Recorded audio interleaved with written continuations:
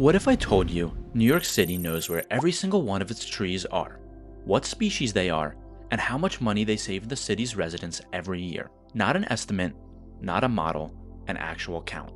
In the largest city in America. If you're anything like me, you might be wondering, how do you count hundreds of thousands of trees across thousands of miles of street in a city that never stops moving? The answer is stranger than you'd expect. In 2015, New York City launched its third official street tree census, but instead of relying on a small team of scientists, the city tried something completely different. They handed the job to the public.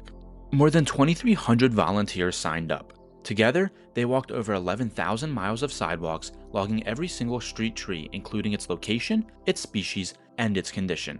By the end, New York City had built a living database of more than 660,000 trees. And those trees aren't just scenery. According to the city's official report, New York's trees have intercepted more than 900 million gallons of stormwater, remove almost 1,000 tons of air pollution, and save households roughly $17 million in heating and cooling costs every year. That means the tree outside your apartment window might literally be lowering your energy bill. So, how did they actually pull this off? Volunteers came from everywhere.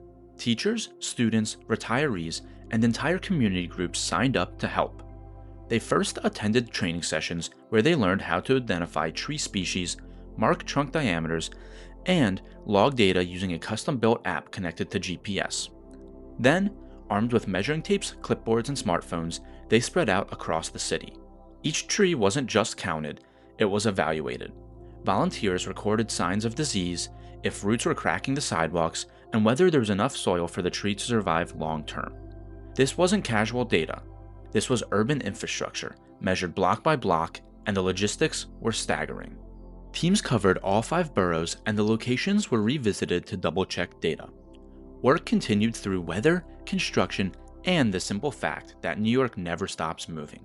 By the end, nearly 666,000 trees across 130 plus species had been recorded, from common London plane trees to rare dawn redwoods.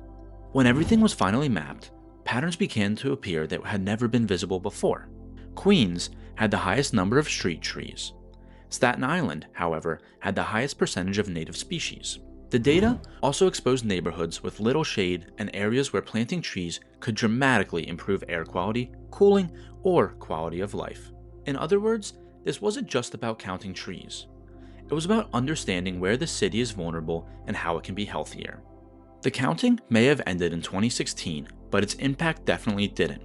The data still guides where new trees are planted, how existing ones are protected, and how the city prepares for a hotter, wetter future. In 2025, the city began counting again, this time expanding the count beyond the sidewalks and into its parks to capture some of the city's oldest, largest, and most climate-critical trees.